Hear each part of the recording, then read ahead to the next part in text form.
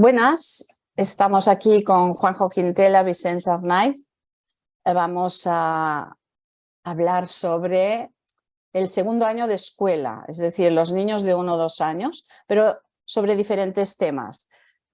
¿Por qué esta temática? Porque son las mismas educadoras y las maestras que muchas veces nos preguntan justo por esta edad.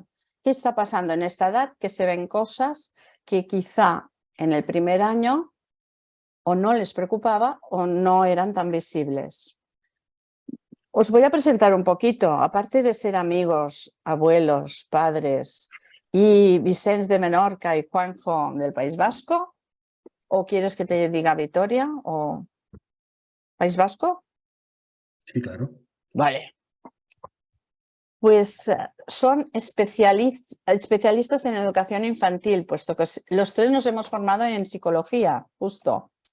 Y han tenido muchas funciones, siguen teniendo, aunque estén jubilados, que esto no lo hemos dicho, están asesorando y teniendo funciones en instituciones educativas y sanitarias, sobre todo en las edades de 0 a 3. Escritores, asesores, directores, conferenciantes, articulistas. Esto en un psicomotricista es fantástico, porque normalmente se nos tilda de ser más prácticos y que escribimos poco. Por tanto, bienvenidos, gracias por haber acogido la idea de hacer Miradas. Y vamos a intentar también, puesto que vosotros sois los primeros en visibilizar las actualidades de la infancia y las educadoras, y sois especialistas también en movilizar mentes y entidades, no solo mentes, entidades también. O sea, seríais dos personas que azuzan un poquito cuando se ha de hacer para que el bienestar dentro de esta realidad de los colectivos infantiles. ¿Queréis decir algo más? Psicomotricistas, Picleriano, Juanjo, de vuestra presentación, o vamos al tema?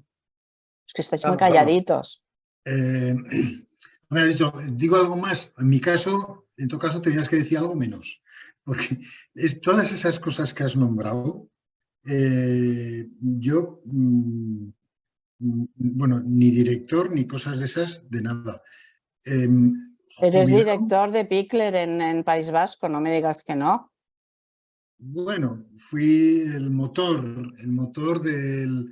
o uno de los motores principales del movimiento picleriano en el País Vasco, pero Y anteriormente de la escuela de Luzaro, que la has dejado tan bien, que aún sí, siguen sí. y en Sí, gamba, que se dice mira, en italiano. eso sí es verdad. Yo me he ido yendo de las cosas, he estado un tiempo y luego me he ido yendo, o me han hecho irme también, ¿no? Pero las cosas han seguido funcionando, incluso a veces han seguido funcionando mejor. Y eso, mira, eso sí me honra, Claro. porque eso quiere decir que yo nunca he sido imprescindible, nunca he sido imprescindible y nunca he querido ser imprescindible. El cementerio está lleno de imprescindibles. O sea que yo de eso no he querido. Bueno, también es verdad que estáis jubilados y que no podéis seguir directores toda la vida, pero Vicens, tú sí. realmente tienes muchas colaboraciones y cooperas con muchas asociaciones, tanto de Vicens, padres y madres. Sí, Vicens. sí, hombre, por supuesto. No? El Diari de Menorca tiene una columna, ¿no?, en que eres capaz de escribir desde una página a un libro y todo ¿cómo os digo?, el decreto que en aquel momento ¿no? También colaboras con el Ministerio como asesor exterior. Sí, pero todo eso son hechos, ¿no? Bueno. Vamos a hablar de la ahora. hora y de lo que hacemos, ¿no? Sí. De acuerdo. De una edad que hay tentación para hablar del hech, ¿no? Y me parece que lo hech ya está pasado y que lo que interesa es qué vamos a hacer hoy y qué vamos a lograr mañana. Bueno, Yo recuerdo una vez que Vicens me dijo que los jubilados tenemos peligro porque no nos cortamos en decir nada de lo que creemos que tenemos que decir. Algo así era, ¿verdad, Vicens? Más o menos. Más o menos. Y creo que es verdad. Creo que a quien hemos molestado ya hemos molestado y a quien no hemos molestado pues tampoco le vamos a molestar. bueno, pues en ese ánimo vamos a empezar. ¿Sí? Vale. Hemos hecho algunas preguntas porque también nos hemos reunido un poquito antes. Entonces, vamos a leer la pregunta y yo desaparezco de pantalla para que vosotros podáis dialogar con más tranquilidad. ¿La digo? Sí, sí. Dentro de este segundo año escolar, ¿cuáles son las condiciones básicas para el buen funcionamiento afectivo-emocional de las escuelitas? Sea por la cuestión de espacios, por los vínculos, por la intervención de las maestras. Si quieres empezar tú, Juanjo. Bien, yo lo primero que reconocería, bueno, a ver, si me he apuntado ya a esta historia, ha sido por dos razones. Una, por amistad, y lo sabéis además, y otra porque sí es verdad que yo he sistematizado mis 2 últimos años activos, sistematicé bastante lo que es la sala de 1 a 2, pero no pude compartirlo en muchos sitios. Ya me tocó la jubilación y no sé qué, bueno, ya había que descansar. Yo estaba tremendamente fatigado y esto, ¿no? Entonces, entre la amistad y que me quedé un poco, pues esto ya lo contaría en algún sitio más. Pues dije, venga, pues adelante. Entonces, lo primero que yo diría es que les daría la razón a las educadoras y a los educadores de que la sala de los niños de 1 a 2 presenta aparentemente una dificultad que no presenta la sala de 0 a 1. Mi impresión es que las educadoras y los educadores están muy bien, se sienten muy en su sitio, con una identidad profesional muy clara con los bebés que todavía no andan y todo esto, ¿no? Muy centrados en los cuidados de cambio de pañal, de comer, de dormir, de disfrutar de los avances motores que ellos tienen y tal, ¿no? Y que lo disfrutan mucho. Y luego estas niñas educadoras pasan a la sala de 1 a 2, incluso con algunos niños que ya tenían el año pasado y se encuentran con unos niños que empiezan a ser correteadores, con una motricidad global bastante desarrollada y, bueno, pues eso, con una movilidad general que no existía hasta entonces. Me da la impresión de que les pilla un poquito con el pie cambiado, ¿no? Y bien, porque realmente sí creo que hay que cambiar el pie en determinadas cosas. Pero yendo ya a cuestiones de, bueno, intentando concretar, ¿no? ¿Cómo imaginamos las salas de niños de 1 a 2 años? Bueno, yo lo primero que diría, y ya lo hablamos entre nosotros el día pasado, lo primero que diría que es común a 0-1, a 1-2, a 2-3, incluso a 6-7, lo primero que diría es que las escuelas y los responsables y las responsables de la administración, responsables políticos de la educación, lo primero que tendrían que primero comprender y luego tomar medidas es de garantizar la estabilidad emocional, la estabilidad de los vínculos de apego en las escoletas. No me voy a extender demasiado. Voy a poner un ejemplo. Sé que es el ejemplo más sencillo, pero por otra parte también es el más corto, ¿no? Voy a poner el ejemplo. Imaginaros una educadora que tiene programada una intervención quirúrgica Y sabemos que esa intervención quirúrgica va a ser el 10 de julio, ¿no?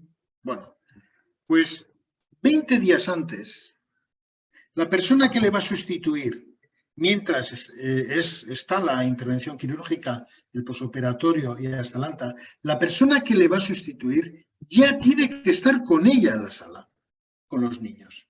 Nada de que yo me voy hoy porque mañana me operan y viene una persona nueva. Eso es, y no me voy a cabrear tan pronto, pero eso es una práctica de riesgo social absolutamente inaceptable. Entonces, habría que tomar medidas en esa dirección. Medidas para proteger los vínculos afectivos y toda la cuestión de la continuidad existencial de los niños en la escoleta.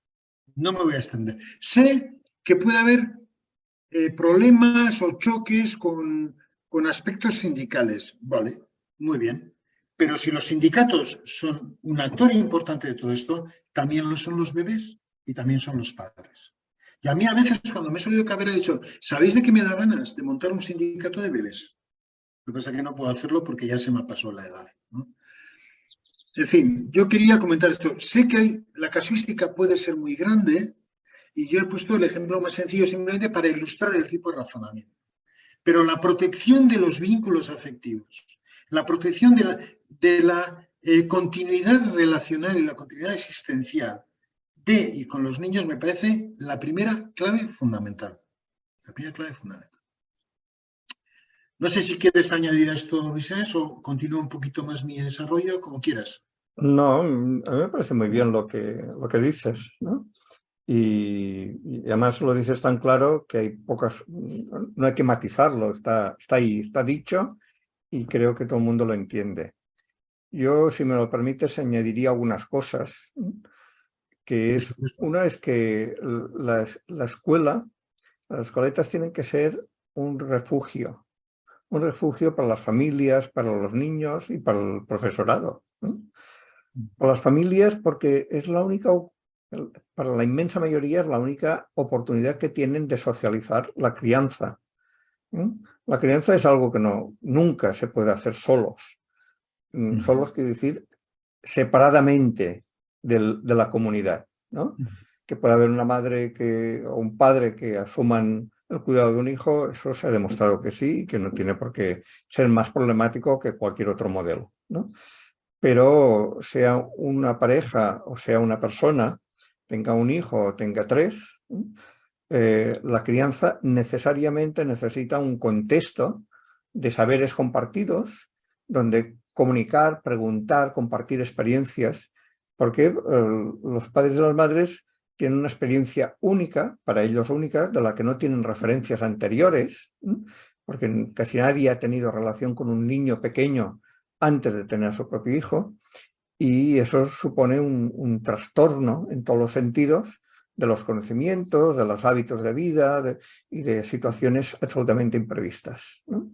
Entonces, yo creo que todo el mundo es consciente de que padres y madres necesitan compartir con otros padres y madres pues la crianza para compartir experiencias, angustias, soluciones, respuestas. Eso por un lado. Tiene que ser también un lugar un refugio climático. Esto no lo habíamos dicho nunca, pero tiene que serlo ya, ¿no? Porque las situaciones que se dan en buena parte del estado, de temperaturas de 35 o 40 grados durante muchos días, hace imposible que eso se pueda soportar, ¿no? Y hay familias que en su casa tienen unas condiciones favorables, y que consiguen regular bien la temperatura, pero muchas otras no les es posible. Y las escuelas tienen que ser un lugar de refugio climático. Y eso implica, pues, muchas alternativas, desde renaturalizar los patios hasta, pues, organizar la arquitectura de manera que se puedan mantener las temperaturas. Tienen que ser también las escuelas para que se pueda existir amablemente, para que sea un lugar amable, tiene que existir también, la escuela tiene que cuidar la equidad, tiene que ser una respuesta a la inequidad. ¿Y eso qué quiere decir? Bueno, pues fundamentalmente me referiré a dos inequidades. Una, la inequidad económica. Y la escuela tiene que ser un lugar donde los niños y niñas que vienen de entornos socialmente vulnerables, pues encuentren los recursos, ellos y sus familias, para poder acceder a una crianza justa. Y eso tiene que ver con becas, pero también tiene que ver con modelos culturales que se utilizan, como tiene que ver con los modelos de cuentos que se utilizan, ¿no? Tiene que haber cuentos en donde se dignifique la situación de pobreza, ¿no? No porque se justifique, pero que los niños y las niñas tienen que encontrar reflejo. Igual que encuentran reflejo al color de su piel, y deben encontrar derecho, reflejo a su modelo de familia, de dos papás, dos mamás, lo que sea, pues también tienen que encontrar referencia a su modelo de habitáculo, de vivienda, para poderse identificar. Y no solo en las imágenes, en los relatos, etc. Y equidad también afectiva. No todos los niños llegan queridos de casa. La inmensa mayoría, sí, pero unos pocos, siempre demasiados, que depende de cada contexto, podemos estar hablando de un 5%, de un 15%, de un 20% de niños que llegan sin la necesaria dosis de afecto, de amor, digámoslo claro, que necesitan. Y la escuela, mientras ayudan a las familias a resolver ese hándicap, tiene que responder. Y es que la escuela tradicionalmente ha respondido a la necesidad de comida. No es que la escuela sea un lugar para dar de comer a los niños, pero sí para darles de comer por motivos de conciliación o por motivos de carencia. Bueno, pues eso. Tiene que ser lugar de... Y tiene que ser también un lugar de socialización de los niños. Nace la escuela para que los niños aprendan, descubran lo que son las relaciones con los demás. Y eso significa modelos de organización escolar, modelos de trato, modelos de organización pedagógica, para favorecer no que se relacionen bien, sino que, como estamos hablando de 1 a 2 años, aprendan a relacionarse. Construyan estrategias, capacidades de relación, que eso nos parece muy sencillo cuando ya está resuelto, pero eso es tan complicado como aprender a hablar o como aprender un idioma. Quizá hay alguna condición básica más que para un buen funcionamiento se os haya quedado en el tintero. No, yo creo que Juanjo ha apuntado, claramente lo ha dicho muy claro, pues la necesidad de condiciones institucionales, de números, de espacios, de condiciones de espacio, condiciones, y también son necesarias, y estaba dentro de lo que estaba señalando Juanjo, las condiciones laborales. Hay maestros y maestras que no disponen de media hora para prepararse, para comentar, para reflexionar. Y eso depende no de su voluntad, sino de las condiciones laborales. Efectivamente. Es decir, que además de la vocación, ha de haber la posibilidad, los medios, los recursos, todo lo que muchas veces se habla y teóricamente está absolutamente aceptado, pero que en la práctica no siempre es así. Sí.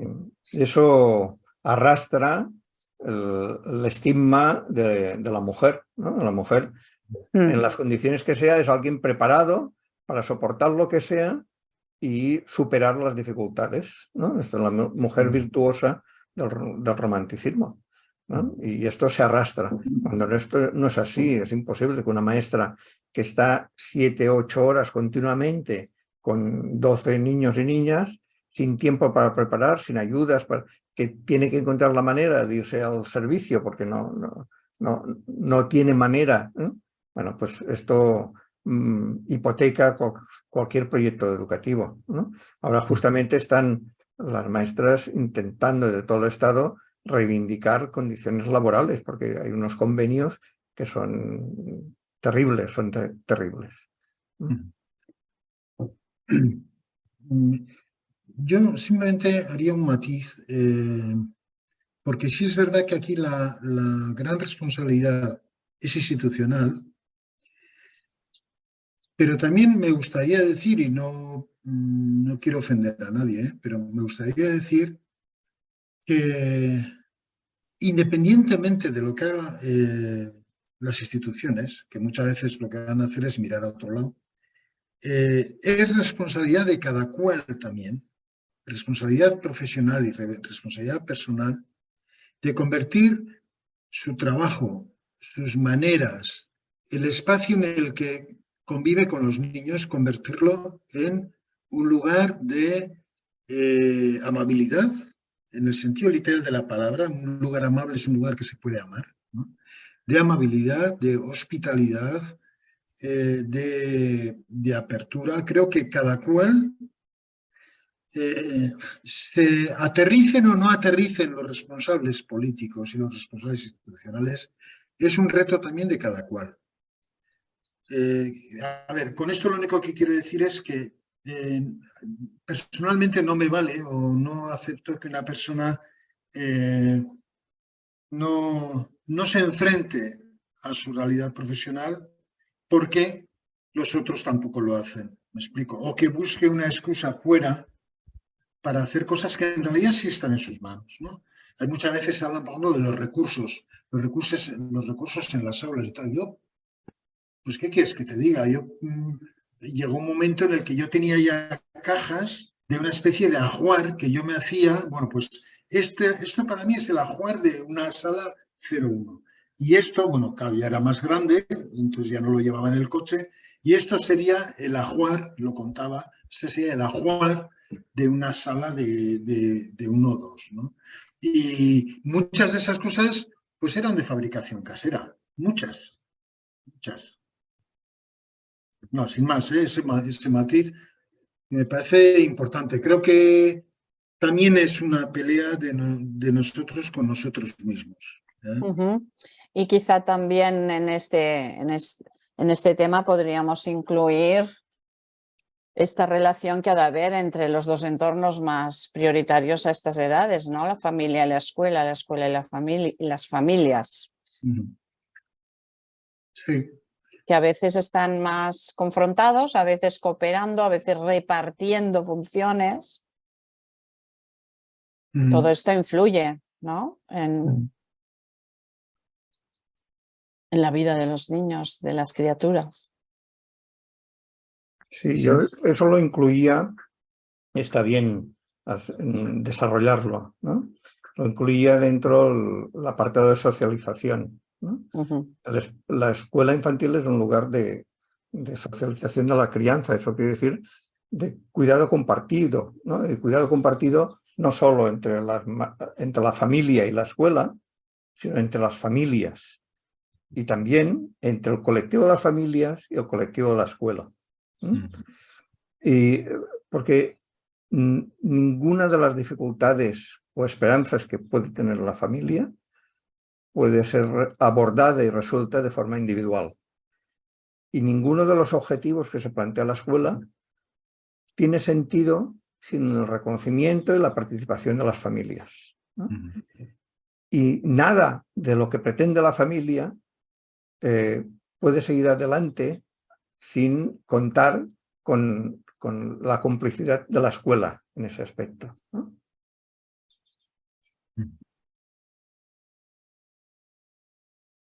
Bien. Podríamos seguir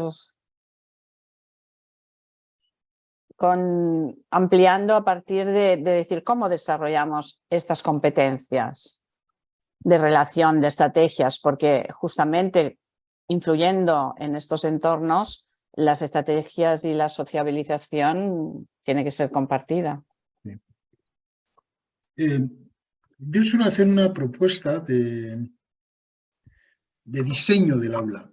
Cuando digo diseño del aula no hablo solo materialmente, sino de diseño también del funcionamiento. El diseño de lo que sería una jornada normal en una sala de niños de 1 a 2 años.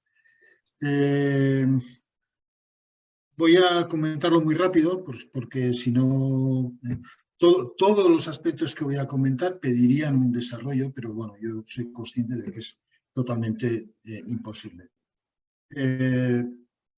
Vamos a ver. Yo imagino una sala con distintos focos de actividad, ¿no? Con distintos focos de actividad que luego puedo nombrar los que a mí me han ido como surgiendo y que tienen una cierta coherencia. Yo imagino distintos focos de actividad. Cada foco de actividad estaría definido por el material que hay en ese foco y por el espacio que ocupa, ¿eh? Pero lo que realmente me parece importante aquí es que el principio de funcionamiento desde el punto de vista de los niños es que los niños van al espacio que quieren, por el tiempo que quieren, y no hay ningún tipo de agrupamiento, mucho menos estos son los ratones y los otros son los conejitos. Nada. O sea, son focos de actividad que están ahí a los cuales los niños van y... Desaparición prácticamente total, es mi propuesta, de todo lo que son actividades dirigidas o actividades colectivas.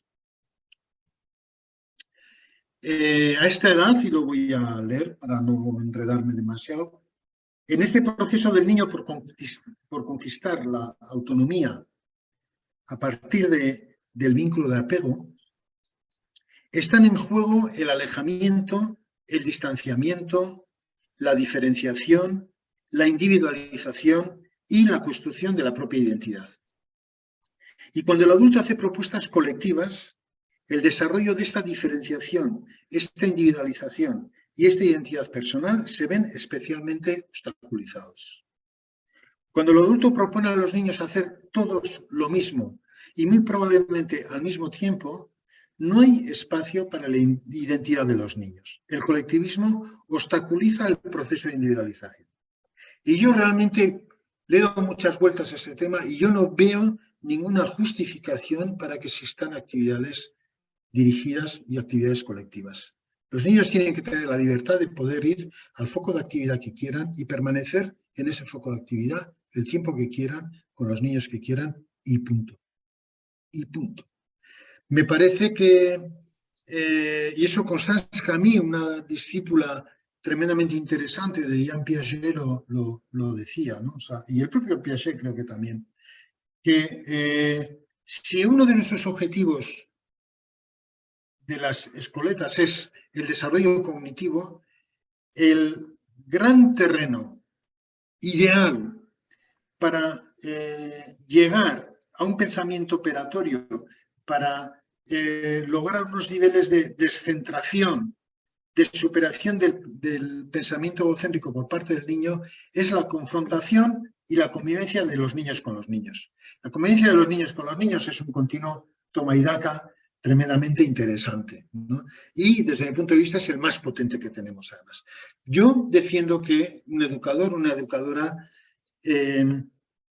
cree estos focos de actividad y que se retire a ver, que se retire a disfrutar y cuyas intervenciones igual simplemente son de vez en cuando acondicionar esos focos de actividad, porque los niños cuando están en un foco de actividad y luego van a otro foco de actividad, a veces se llevan objetos que luego se quedan en otro lado y una sala puede estar muy desordenada en 15 minutos. Pues igual su trabajo no va mucho más allá de volver a recolocar las cosas en su sitio, ni siquiera pedir a los niños que recojan.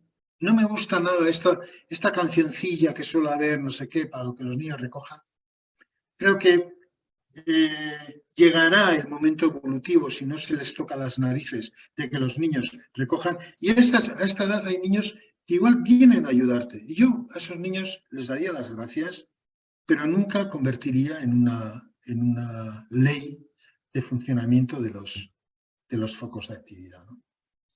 Bueno, vosotros habéis hablado los dos de identidad para luego la diferenciación, como hablabas tú, Juanjo, y y poder asumir su propia identidad, pero habéis hablado también de esta equidad, de esta sororidad entre niños, lo estás diciendo tú, Juanjo, también. Me gustaría, has dicho una frase que es apartar, que se aparte. Quizá podemos poner dos puntos. Que se retire de la... Que no sea para nada el centro de las actividades que van surgiendo ahí, para nada. Está disponible a los niños, pero no ni guía, ni orienta, ni canaliza hacia aquí o hacia allá ninguna actividad de los niños. Ok, estar disponible. Estar disponible. Y si no ve que hay una necesidad de un niño concreto o de no sé qué, estar disponible. O sea, su mayor satisfacción puede ser la de estar disponible y haber estado disponible. Y ya está. No, su valor y su valía profesional no pasa por hacer cosas, ella o él. Quizá, Vicens, querías decir, y como que no, ya yo tendríamos... agradezco a Juanjo, que es que estamos en las fiestas de San Juan, entonces me quedo ya. Es verdad. Pues agradezco a Juanjo, te agradezco que hayas creado este marco, ¿no?, de libertad y de contención amorosa y de respeto a la individualidad.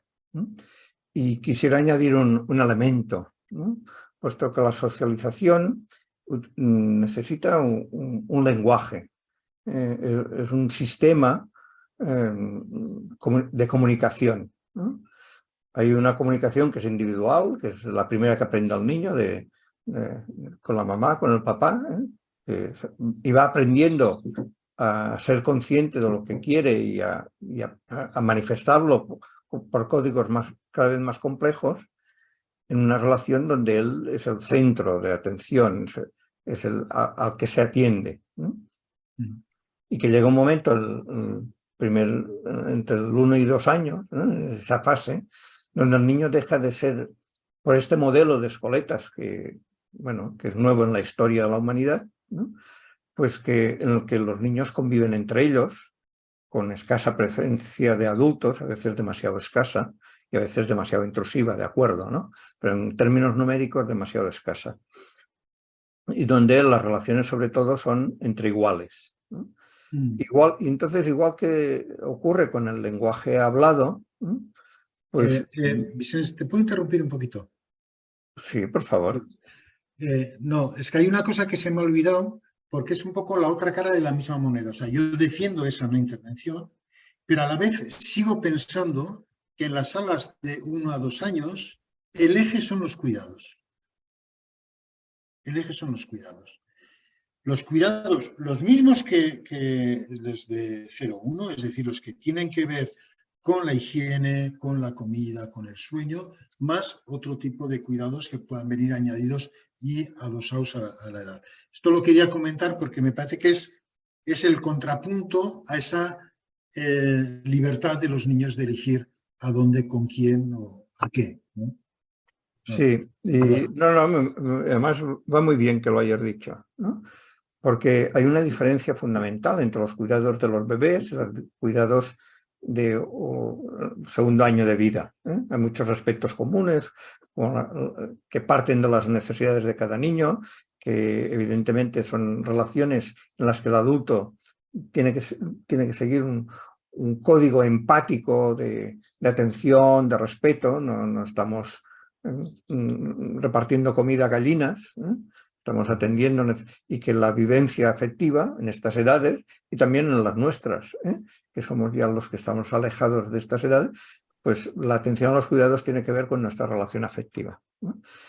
Lo que cambia radicalmente, va cambiando muy acentuadamente en el segundo año de vida, es que los cuidados dejan de ser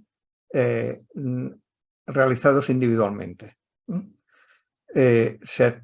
Ya se come en grupo, ¿no? Y evidentemente cada uno sigue sus esquemas, sus patrones, pero ya no es dar comer a un niño y después a otro, sino que los niños van comiendo, ¿no? Y van comiendo y van compartiendo la comida, si pueden la comparten, ¿no? Lo cual es bonito y es bueno para el desarrollo afectivo. Y los ratos de pañales, pues ocurre lo mismo, muchos niños quieren participar, quieren estar presentes, porque ya se dan cuenta, han descubierto que ya no son el centro del mundo y que hay otros centros, ¿no? Pero para relacionarse con estos otros centros tiene que construir códigos. Igual que ha construido códigos de comunicación empática y diádica con el papá y la mamá y los abuelos, pues también tiene que construir códigos con estos otros yos que son simétricos, no son asimétricos, y que van a lo suyo, como ellos, ¿no? Y entonces, por un lado, siento una inmensa pasión por ese descubrimiento, por esa comunicación, como lo hace con el papá y con la mamá, salvando las diferencias, pero en los que es muy fácil encontrar fracasos y errores, porque son dos inexpertos, dos aprendices, dos enamorados, que, bueno, que cada uno va a su ritmo, va a lo suyo, y que no disponen todavía de un código compartido de cómo se espera, cómo se comparte, no se les ocurre que pueden compartir objetos, o lo tienes tú o lo tengo yo, pero se imaginan que tener el objeto significa seguir jugando con el otro. Entonces tienen que ir descubriendo. Entonces ahí, como en el lenguaje hablado, se necesita la presencia. Podríamos discutir qué tipo de presencia, ¿no? Y sería bueno hacerlo. Necesitan la presencia de alguien que conozca los códigos. Y si los grupos son homogéneos de edad, pues lo único que los conoce, o que los conoce mucho mejor, es la maestra. Cuando los grupos son muy asimétricos, hay niños y niñas mayores, que puede haber niños de 3 años, bueno, pues los niños y niñas de 3 años ayudan al descubrimiento, al establecimiento de estrategias de comunicación. Y son estrategias que no se basan en la moral, fundamentalmente. No es que deban respetar al otro, evidentemente, igual que el niño tiene que respetar a la madre y la madre tiene que respetar al niño, pero sobre todo tiene que ser una relación amorosa, empática, de placer. Y eso es más difícil. Entonces ahí es donde la maestra tiene que regalar su mediación, su presencia, para ayudar a descubrir cuáles son las estrategias que ayudan a pescar amigos, cuáles son las estrategias que ayudan a pescar relaciones, cuáles son las estrategias equivocadas que van a acabar en fracaso. Y eso no se hace mediante reflexiones a posteriori. Él lo tenía, o no le pegas, ¿no? Sino se hace sobre todo construyendo en positivo, igual que el lenguaje hablado. No le decimos, no se dice tal cosa, se dice, repetimos lo correcto, creamos modelos. Y eso en el segundo año de vida es algo a lo que cuesta, porque hay un poco la creencia en el lenguaje, ya sabemos que no. El lenguaje hablado ya hemos interiorizado todos, el sistema educativo, las familias, que los niños aprenden a hablar hablando con alguien. Pues aprenden a socializarse con alguien que sabe socializarse, que no tienen que volver a descubrir todos los códigos como los descubren en el lenguaje hablado. Y ese es el papel de la maestra, no solo en su papel de presencia, sino en la organización del espacio. Que haya 3 coches iguales facilita mucho las cosas, que haya 3 pelotas iguales facilita mucho las cosas, que haya una buena especialización facilita mucho las cosas, y que haya maneras de intervenir, no poniendo el límite diciendo basta, sino descubriendo salidas. Ahí es la manera. Y el otro día estaba con niños no son de segundo año, de 4 años, una niña que siente muchísima necesidad de relación, entonces se convierte en alguien que atosiga, ¿no?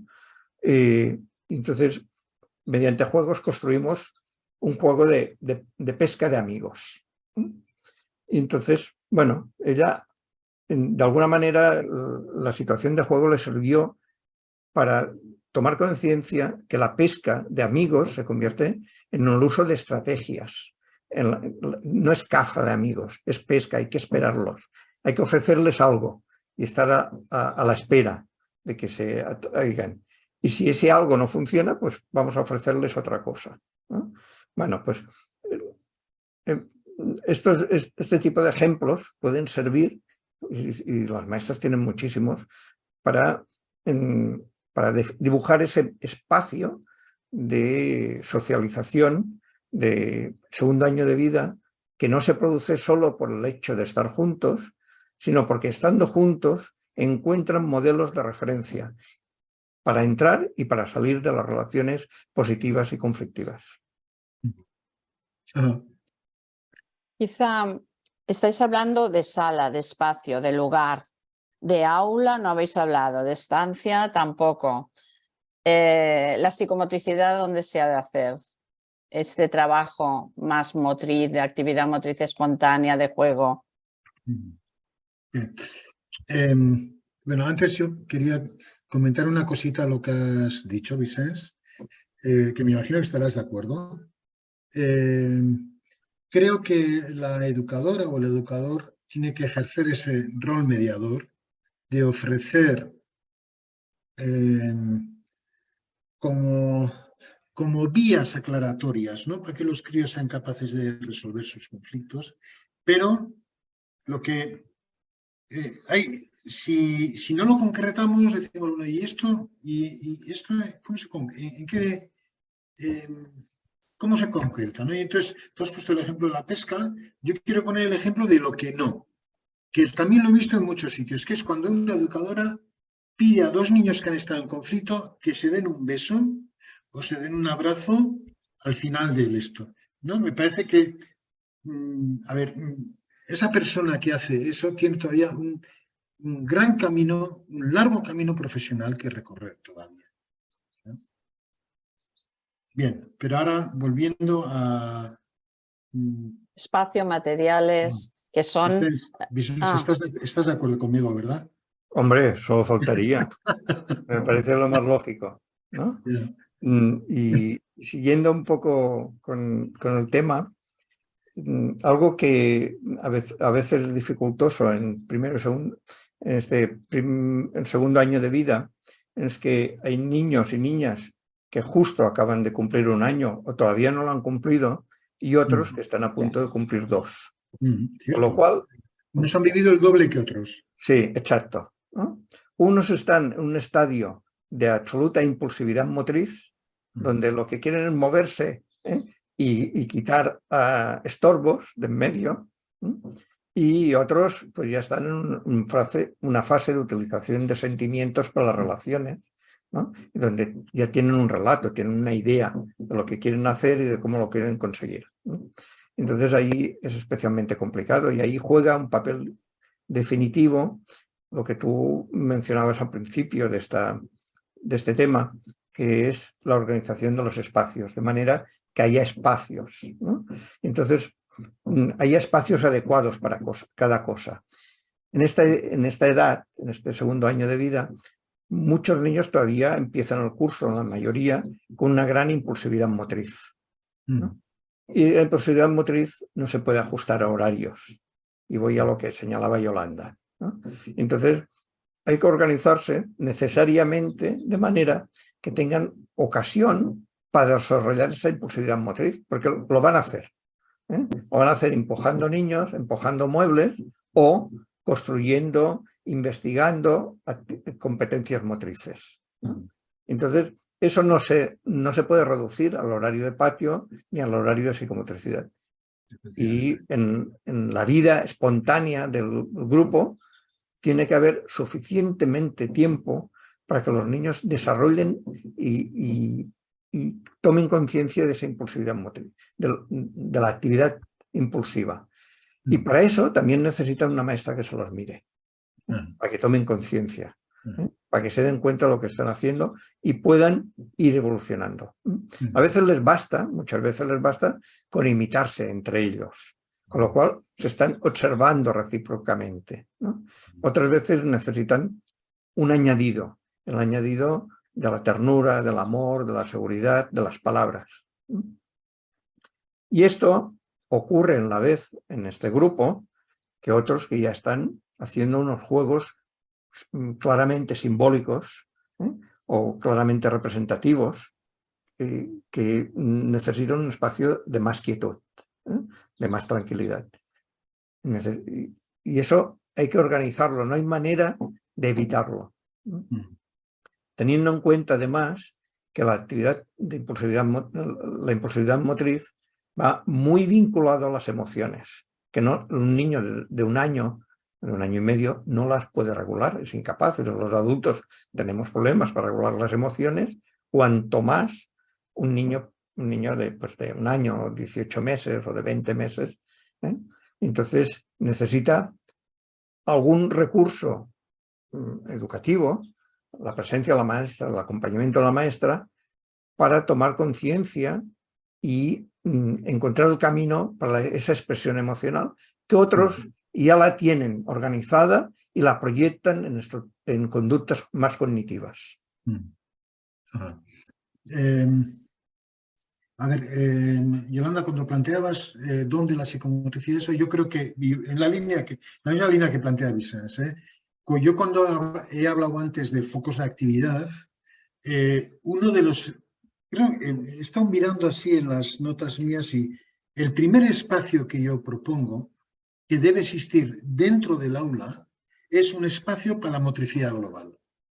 Lo más grande y lo más complejo que sea posible, ¿no?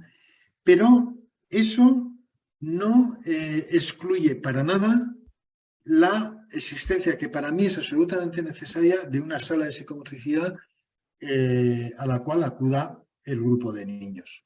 Pero como dice Vicens, a ver, a estas edades no tiene sentido decir, no, te veo un poco revuelto y hoy es lunes, pero es que a ti no te toca sesión hasta el jueves a las 11. No tiene ningún sentido. Por eso a mí me parece que tiene que haber un foco de actividad en la sala. Un momentín.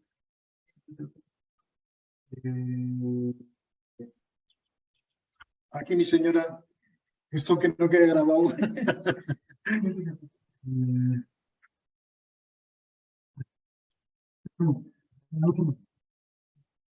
Quizá, Vicens, si pudiéramos... Ay, he querido hacer al revés. A ver, perdonad. Es que se nos ha liado el día, tenemos que... no está su padre y tenemos que llevar a la nieta al médico ahora y bueno, pues andábamos ahí. Bueno. No, pues eso, que tiene que haber desde mi punto de vista, un foco de actividad que sea un espacio para la motricidad global, pero tiene que haber un espacio específico de psicomotricidad. Y debería haber una formación mínima, básica, de todas las educadoras sobre la práctica psicomotriz educativa. Me parece fundamental. Yo he visto sitios, aquí en el País Vasco, y la culpa la tuvimos nosotros cuando creamos la Escuela de Psicomotricidad de Vergara. Llegó un momento en el que no hay escuela que no tenga una sala de psicomotricidad. Tener una sala de psicomotricidad es como tener bombillas e interruptores en las aulas, ¿no? Pero hay sitios en los que llevan a los niños a la sala de psicomotricidad, los sueltan y las educadoras se sientan en un banco pues la hora y media o el tiempo que esté. Me parece inaceptable. Pero bueno, a nivel de lo que sería la ordenación o la estructuración espacial y de medios de una escoleta, me parece que es importante que exista dentro del aula ese espacio para la motricidad global y que exista una sala de psicomotricidad mucho mejor dotada materialmente, donde se vaya a hacer un trabajo más específico con todos los niños, ¿no? Va pasando el tiempo, quizá estaría bien, justo puesto que habláis de que en 1 o 2 años se ve aún más acentuada la heterogeneidad madurativa, cronológica de los niños y esta diversidad que también es influenciada por los entornos, quizá es por eso que intervienen otros profesionales para dar sentido y facilitar el entendimiento de todo esto que estáis hablando. Podríamos hablar de esta inclusión de los centros de atención precoz que fueron creados en Cataluña antes y después en el País Vasco y que están en contacto directo con las escuelas y muchas veces atendiendo más a las educadoras que no a los niños. Esta mirada psicomotriz que muchas veces se habla en las formaciones también, ¿no? Que es una mirada, otra mirada se le llama, que es, habéis hablado de amabilidad, también se nos tilda a veces de blandos o amables con las relaciones que establecemos y con las observaciones y comentarios que hacemos, orientaciones que damos de los niños, ¿no? Yeah. Decir o tildar de blando a un psicomotricista o una psicomotricista, por lo menos de la formación nuestra que hemos compartido, que es la formación sobre todo de Bernard Couturier, decir que somos blandos sería el último calificativo que podía esperar. De verdad, me parece que... no, nos lo dicen los demás, no nosotros, ¿eh? Nos lo dicen los cognitivistas, nos lo dicen las personas formadas desde más la neuroeducación, que ahora tanto se habla. Vale. Sí, a mí me parece que lo que planteas, Yolanda, es esencial, ¿no? Es otro punto esencial. Los que han salido hasta ahora lo son y este también. Y lo es porque no todos los niños siguen un mismo patrón de desarrollo. Y no lo siguen, bueno, porque los niños, cada uno es diferente, pero hay niños que son mucho más diferentes que el resto, sencillamente porque han tenido circunstancias muy distintas al resto, ¿no? No es lo mismo un niño que ha estado criado en un entorno de alegría y optimismo que un niño que ha pasado el primer año de vida al lado de un padre y una madre en situación depresiva y de angustia, ¿no? Con lo cual, bueno, ya en un entorno así no hace falta decir que el niño copia, se apropia, se contagia del estado depresivo. Y entonces, bueno, pues no es fácil darse cuenta de cuál es el origen de las diferencias que puede presentar cada niño y sobre todo no es fácil encontrar una misma solución para todos. El desarrollo no es una cuestión de más o menos estímulos, es una cuestión de estímulos adecuados en el momento oportuno. Un niño que, por ejemplo, no ha tenido capacidad auditiva o la ha tenido muy restringida el primer medio año o el primer año de vida, pues llega al segundo año con un déficit que no es una cuestión de hablarle más y de hacerle más ruido, sino de reconstruir el proceso de conceptualización sonora para que pueda ser capaz de percibir las diferencias que encierra el lenguaje.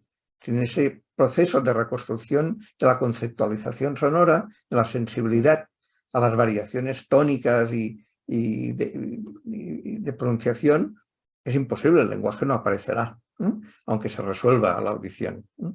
Entonces, bueno, pues para eso hay que saber, ¿no? Sobre todo hay que querer al niño, hay que aceptarlo y hay que normalizar su vida. Pero alguien tiene que dar pistas y a veces tiene que ayudar al niño a reconstruir el proceso que en los primeros meses se hace de forma muy natural, ¿no? Esos juegos de gorgoteo que se hacen con todos los bebés cuando tiene un padre y la madre, pues que le dedican 5 minutos seguidos, bueno, pues esos son mágicos, porque el niño entonces aprende a imitar, es decir, aprende a conceptualizar lo que ha oído y a convertirlo en una producción propia, ¿no? Y va a jugar. Bueno, pues si esto no se ha producido, hay graves errores, igual que lo mismo pasa con la experiencia de la alegría, ¿no? La experiencia de la alegría no es, en ese sentido, no es espontánea en el niño, es espontánea cuando hay bienestar. Si no hay bienestar, no hay espontaneidad en la alegría. Y si se pasa medio año sin experiencias suficientes de alegría, de amor, bueno, pues eso hay que reconstruirlo. Y no basta con hacerle. Entonces, porque no haya comido, no es suficiente con darle más comida para que recupere lo que no ha tenido. Lo que hay que hacerlo con unos procesos suficientemente adecuados. Y ahí es donde las maestras demasiadas veces se encuentran solas, Demasiadas veces, para los maestros, la tarea maestra es muy compleja, muy compleja. Yo no me quisiera ver en un aula de 2 años, de 1 o 2 años, pues con 12 niños, con 10 niños o con 15, como en algunas comunidades, atendiendo. Yo, bueno, sería incapaz. A mediodía me hubiera fugado. ¿Por qué? Porque necesita muchas habilidades que yo no tengo y que admiro en las maestras, ¿no? Pero las maestras no pueden saberlo todo, ni las herramientas que tienen sirven para todos los niños. Hay herramientas que sirven para un niño, estrategias de relación que sirven para un niño, sirven para la mayoría de niños, pero hay niños en los que no conecta esa estrategia. Bueno, pues alguien tiene que saber de esas especificidades, de poder desmontar las estrategias para remontarlas de otra manera. Y ahí es donde es necesario que las maestras y las familias cuenten con apoyos de personas competentes en eso. Y que no es un saber superior ni más difícil, es un saber distinto y que tiene que ir complementado a los criterios educativos. No son saberes contrarios ni son saberes aislados. Son saberes sencillamente que se centran en las especificidades sin olvidar el marco de normalidad. Entonces, es algo que normalmente se olvida todavía demasiado en 0-3 y en 1-2 se olvida muchísimo, ¿no? Normalizamos que un niño esté quieto, nos parece que bueno, que o normalizamos que un niño no pare y no sea capaz de desarrollar la atención, ¿no? Bueno, pues no quiere decir eso que haya que hacer un programa especial, pero si no responde a los recursos habituales, bueno, pues habrá que pensar, habrá que repensar qué otras medidas habría que tomar. Entre otras cosas porque a estas edades la sintomatología no es la misma que lo de los adultos. Un niño en situación depresiva, muchas veces un niño que no para, que está súper inquieto. Al contrario, un adulto depresivo es alguien que se planta delante del televisor y allí se pasa el día o se queda en la cama. Un niño depresivo a veces sí y a veces no. Y además la sintomatología en estas edades es muy confusa. Tienen muchos rasgos similares, pues un cuadro autista con un cuadro de hipoacusia, con un cuadro depresivo. Tienen muchos rasgos en común. Y no podemos exigir que los padres los conozcan, ni que usen Internet para orientarse, ni que las maestras sepan interpretarlo, ¿no? Entonces las maestras necesitan, la escuela, familias necesitan a alguien que les ayude a analizar cuál es el buen camino. Que no es alguien que sustituye, sencillamente que añade unos saberes que no son tan comunes, ¿no? Es más, yo diría que en este momento, si alguien se quiere formar, no le basta con comprar un libro, porque en ningún libro está. Son saberes que se han ido construyendo todavía mucho desde la experiencia personal, que se comparten en comunidades de saberes, lo que yo poco o mucho que pueda haber aprendido, sobre todo lo he aprendido en intercambios con otros compañeros, ¿no? Entonces, esos intercambios tienen que incluir a los maestros cuando los maestros los necesitan. Ajá. Ajá. Bien, no tengo ninguna objeción de algún matiz luego. Yo lo único, y ahí me conocéis, tanto Yolanda como Vicens, a mí lo que me parece fundamental, pero ya lo has dicho tú, Vicens, es concretar cuál es la modalidad de colaboración entre el servicio de atención temprana y la escoleta. Y creo que esa modalidad pasa por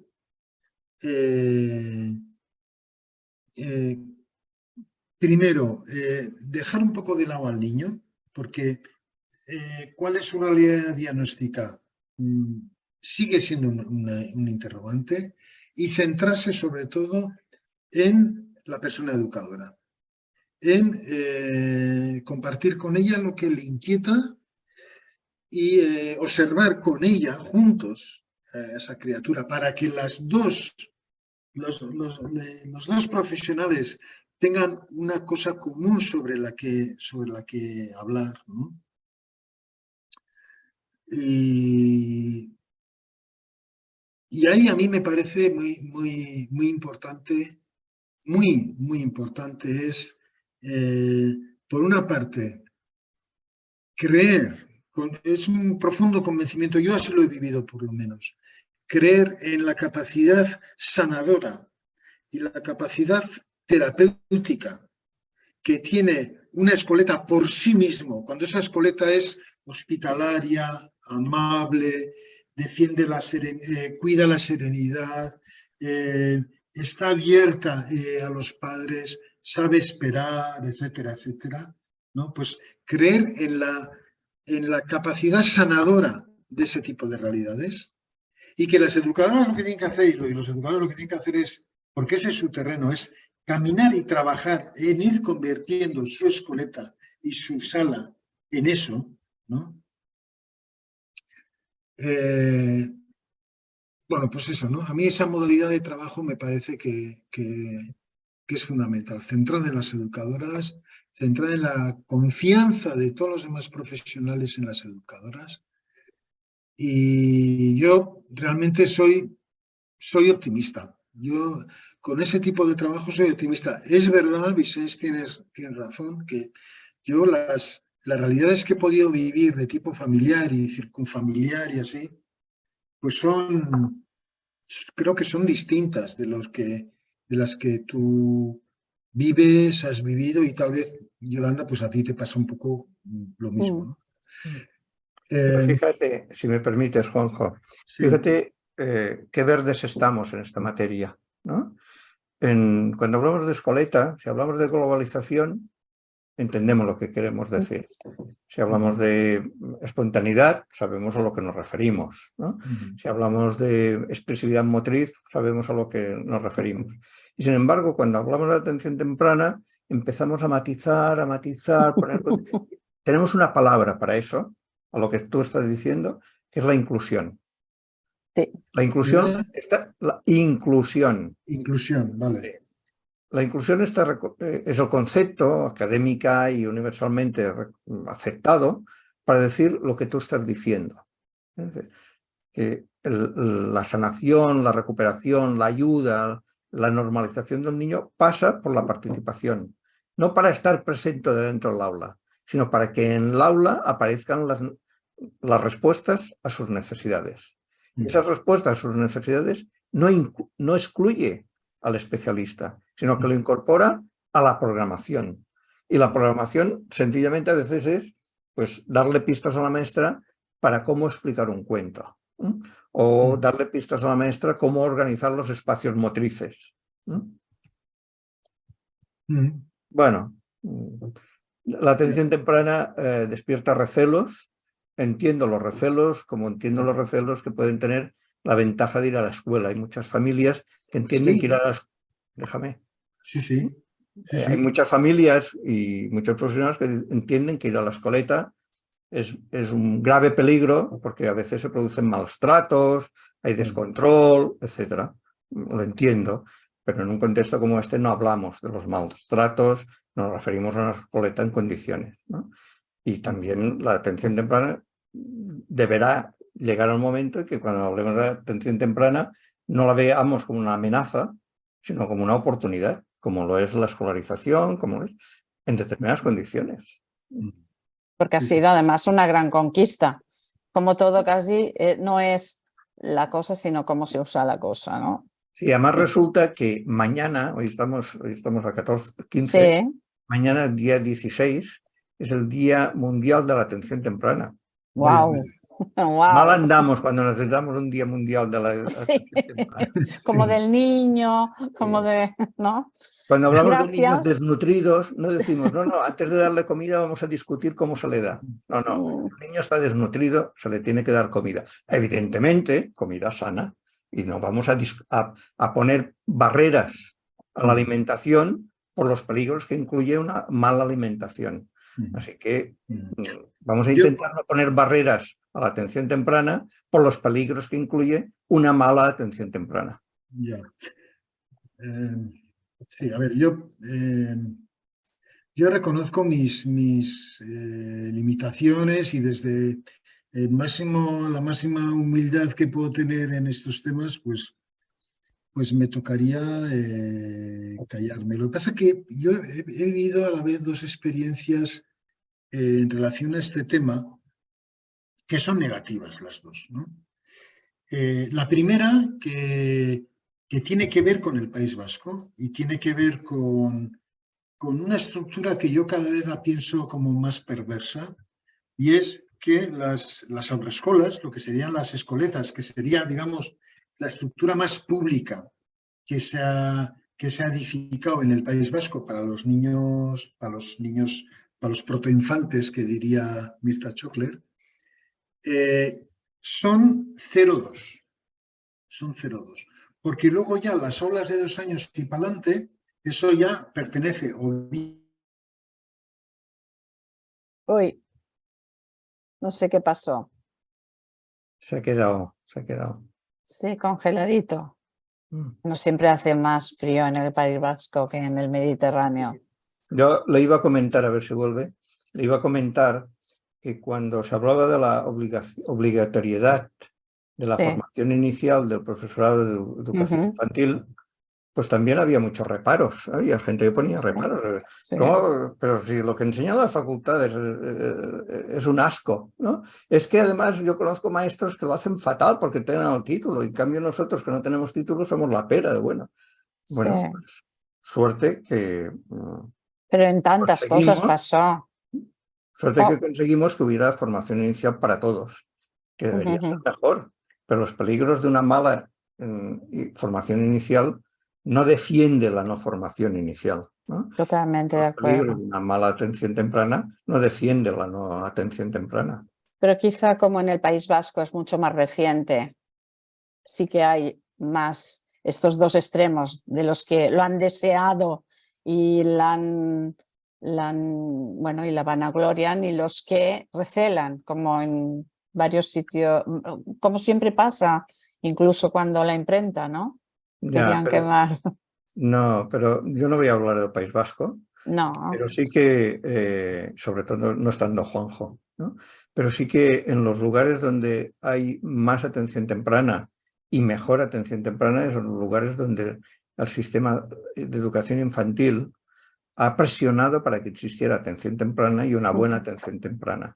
Donde los lugares, en algunos lugares donde el sistema de educación infantil, 0,3, 3,6, todos, Sí.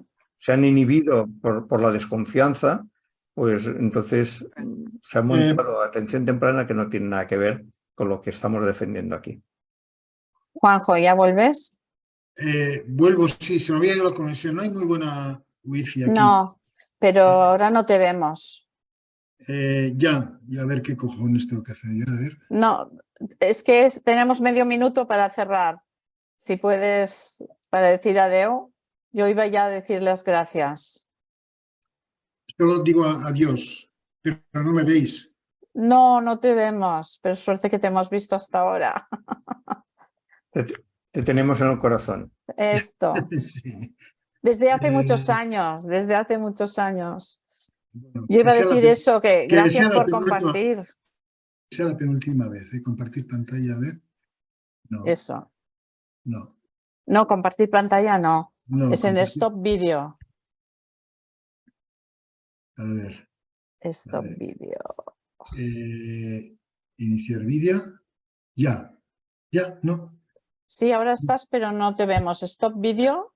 Ya. Ahora. Perfecto. Vale.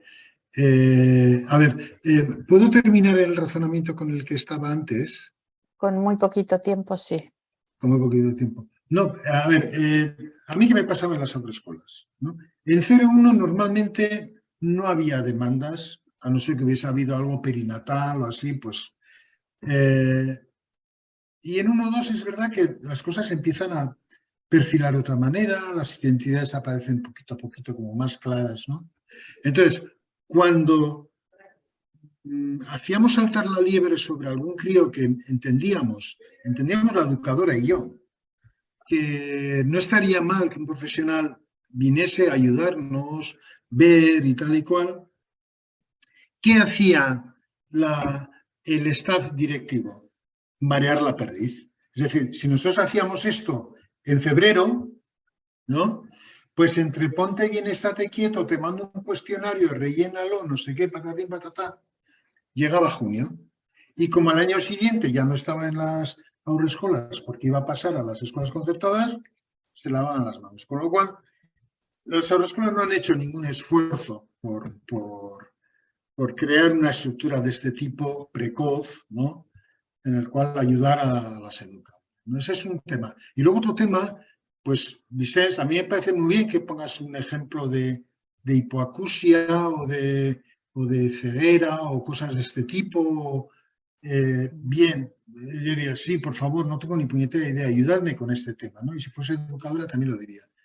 Pero del mismo modo, y esto no tiene que ver con la atención temprana, sino con otras cosas, diagnósticos como la TDAH o TDAH, no sé, esto es como Decathlon, que no sé muy bien dónde va la H, o como la TEA, a mí me parece que han hecho un daño enorme. Han hecho un daño enorme, porque hablar de un espectro D o hablar de un déficit atencional, pues mira, en el tema de déficit atencional hay un artículo de Mirza Chockler que es, a mí me encanta, que se titula ¿De quién es el déficit? El déficit atencional, vale, ¿de quién es el déficit?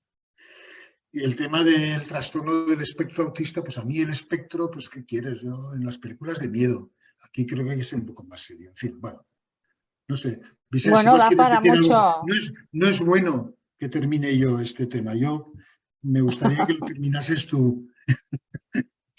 Sí, Da para mucho más. Podríamos hacer en a la mí me siguiente parece esta que inclusión. en sanidad algunos médicos cometen desastres en el tratamiento de bebés, ¿no? Algunos, ¿no? Pero Pero eso no cuestiona. no me atrevería a incentivar la desconfianza al sistema médico. En todo caso, aportaría criterios, ¿no?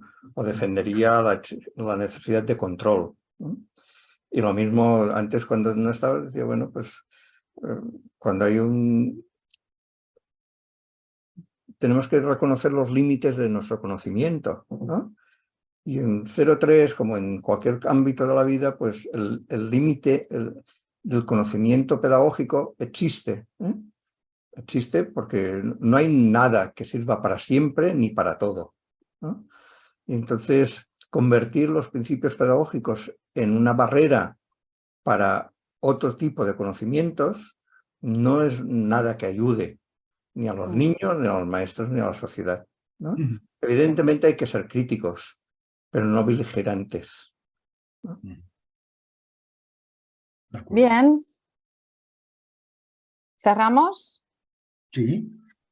Gracias por compartir los saberes. Gracias, amigos de toda la vida.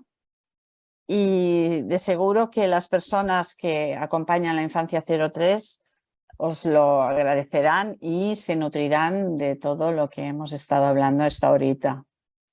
Buen verano, caballeros. Hasta la próxima. Igualmente. Chao. Buenas tardes.